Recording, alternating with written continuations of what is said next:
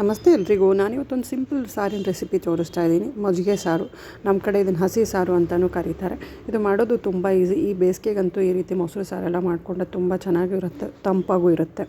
ಇಲ್ಲಿ ನಾನು ಒಗ್ಗರಣೆ ಪ್ಯಾನ್ ಇಟ್ಕೊಂಡಿದ್ದೀನಿ. ಅದನ್ನು ಕಾಯಕ್ಕೆ ಇಟ್ಕೊಂಡು ಅದಕ್ಕೊಂದು ಇಡಿಯಷ್ಟು ಶೇಂಗಾ ಹಾಕ್ಕೊಂಡು ಸ್ವಲ್ಪ ಹುರ್ಕೋಬೇಕು. ಅದನ್ನು ಮಿಕ್ಸಿಗೆ ಹಾಕ್ಕೋಬೇಕು.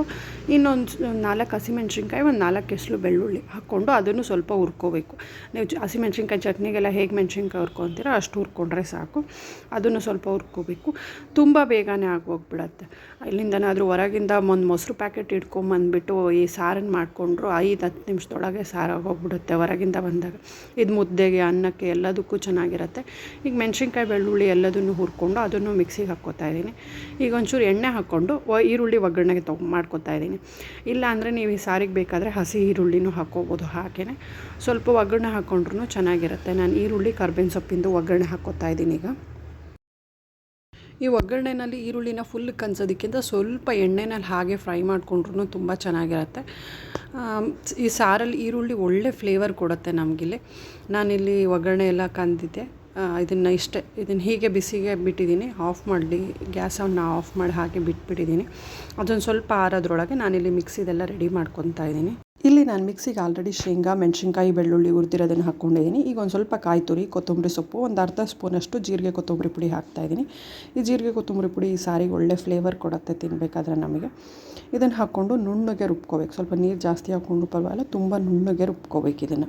ಈ ಮೊಸರು ಸಾರು ಮುದ್ದೆಗೆ, ಅನ್ನಕ್ಕೆ, ಹಾಗೆ ಕುಡಿಯೋದಕ್ಕೆ ಎಲ್ಲದಕ್ಕೂ ತುಂಬ ಚೆನ್ನಾಗಿರುತ್ತೆ. ನಾನು ಇದನ್ನೆಲ್ಲ ಮಿಕ್ಸಿಗೆ ಹಾಕ್ಕೊಂಡ್ಮೇಲೆ ಇಲ್ಲಿ ಒಂದು ಪಾತ್ರೆಗೆ ಗಟ್ಟಿ ಮೊಸರು ಹಾಕ್ಕೋತಾ ಇದ್ದೀನಿ. ಇದಕ್ಕೆ ಆದಷ್ಟು ಗಟ್ಟಿ ಮೊಸರು ಹಾಕಿದ್ರೆ ಸಾರು ತುಂಬ ಚೆನ್ನಾಗಿ ಬರುತ್ತೆ. ನಾನು ಇಲ್ಲೊಂದು ಸ್ವಲ್ಪ ಕೆನೆನೂ ಹಾಕ್ಕೋತಾ ಇದ್ದೀನಿ. ಆಮೇಲೆ ಇದನ್ನು ಸಿಹಿ ಮೊಸರಲ್ಲಿ ಮಾಡಿದ್ರೆ ಚೆಂದ. ಹುಳಿ ಮೊಸರಿಗಿಂತ ಸಿಹಿ ಮೊಸರಲ್ಲಿ ಟೇಸ್ಟ್ ಚೆನ್ನಾಗಿ ಅನಿಸುತ್ತೆ. ಇದಕ್ಕೆ ನಾನೀಗ ಉಪ್ಪು ಹಾಕ್ಕೊತಾ ಇದ್ದೀನಿ. ಆಮೇಲೆ ಈ ಸಾರು ತುಂಬ ಇನ್ಸ್ಟೆಂಟಾಗಿ ಆಗೋಗ್ಬಿಡುತ್ತೆ. ಮನೇಲಿ ಕಾಯಿ ತುರಿ ಇತ್ತು ಅಂದರೆ ಮ್ಯಾಕ್ಸಿಮಮ್ 5-10 ನಿಮಿಷದಲ್ಲಿ ಈ ಮೊಸರಿಗೆ ಈಗ ನಾನು ಮಿಕ್ಸಿ ಮಾಡಿರೋದನ್ನು ಹಾಕ್ಕೋತಾ ಇದ್ದೀನಿ. ಈ ಮಿಕ್ಸಿ ಜಾರ್ ಒಳಗೂ ಸ್ವಲ್ಪ ನೀರು ಹಾಕಿಬಿಟ್ಟು, ಜಾಸ್ತಿ ಬೇಡ, ಸ್ವಲ್ಪ ಹಾಕಿದ್ರೆ ಸಾಕು. ಇದನ್ನು ಹಾಕಿಬಿಟ್ಟು ಅದನ್ನು ಇನ್ನೇನು ಎಲ್ಲರೂ ಅದನ್ನೇ ಮಾಡ್ತೀರಾ, ಮಿಕ್ಸಿಗೆ ಒಂದು ಸ್ವಲ್ಪ ನೀರು ಹಾಕ್ಬಿಟ್ಟು ಹಾಕೋದಂತೂ ಕಾಮನ್ನು.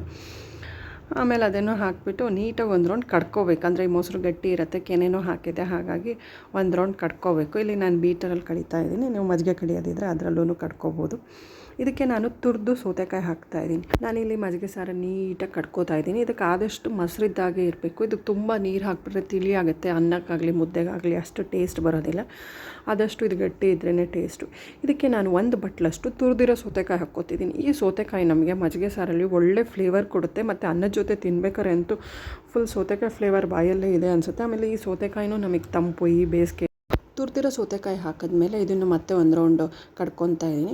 ಇದೆಲ್ಲ ಮಿಕ್ಸ್ ಆದಮೇಲೆ ಆಗಲೇ ಒಗ್ಗರಣೆ ಹಾಕ್ಕೊಂಡು ಇಟ್ಕೊಂಡಿದ್ದಂಥ ಈರುಳ್ಳಿ, ಇದು ಈರುಳ್ಳಿ ಒಗ್ಗರಣೆ ತಣ್ಣಗಾದ್ಮೇಲೆ ಹಾಕಿದ್ರೆ ಚೆನ್ನಾಗಿರುತ್ತೆ. ಇದು ಆಲ್ರೆಡಿ ನಾನು ಫಸ್ಟೇ ಒಗ್ಗರಣೆ ಹಾಕಿಟ್ಟಿದ್ದೆ, ಹಾಗಾಗಿ ಇದು ಫುಲ್ ತಣ್ಣಗಾಗೋಗ್ಬಿಟ್ಟಿದೆ. ಇದಕ್ಕೆ ಬೇಕಾದರೆ ಆ ಒಗ್ಗರಣೆ ಹಾಕ್ದೇ ಹಸಿ ಈರುಳ್ಳಿನೂ ಹಾಕಿಬಿಟ್ಟು ಮಾಡ್ಕೋಬೋದು. ಅದು ಟೇಸ್ಟ್ ತುಂಬ ಚೆನ್ನಾಗಿರುತ್ತೆ.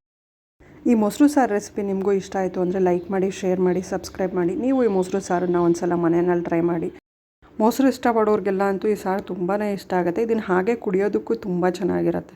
ಒಂದು ಲೋಟಕ್ಕೆ ಹಾಕ್ಕೊಂಡು ಹಾಗೆ ಸ್ವಲ್ಪ ನೀರು ಹಾಕ್ಕೊಂಡು ಕುಡಿತಾ ಇದ್ರೂ ತುಂಬ ಫ್ಲೇವರ್ ಇರುತ್ತೆ. ಅದಕ್ಕೆ ಸೌತೆಕಾಯಿ ಹಾಕಿರೋದ್ರಿಂದ ಸೌತೆಕಾಯಿನೂ ನಮ್ಗೆ ಒಳ್ಳೆ ಫ್ಲೇವರ್ ಕೊಡುತ್ತೆ. ಇಲ್ಲಿ ನಾನೀಗ ಅನ್ನಕ್ಕೆ ಸ್ವಲ್ಪ ಸಂಡಿಗೆ ಕರೆದಿದ್ದೆ, ಅದನ್ನು ಮತ್ತು ಉಪ್ಪಿನಕಾಯಿ ಜೊತೆ ತಿಂತಾಯಿದ್ದೀನಿ. ಒಳ್ಳೆ ಕಾಂಬಿನೇಷನ್ನು, ಸೂಪರಾಗಿ ಆಗಿತ್ತು ಮಜ್ಜಿಗೆ ಸಾರು ಮಾತ್ರ. ನೀವು ಈ ರೆಸಿಪಿನ ಮನೆಯಲ್ಲಿ ಟ್ರೈ ಮಾಡಿ. ಇಷ್ಟ ಆದರೆ ಲೈಕ್ ಮಾಡಿ, ಶೇರ್ ಮಾಡಿ, ಸಬ್ಸ್ಕ್ರೈಬ್ ಮಾಡಿ.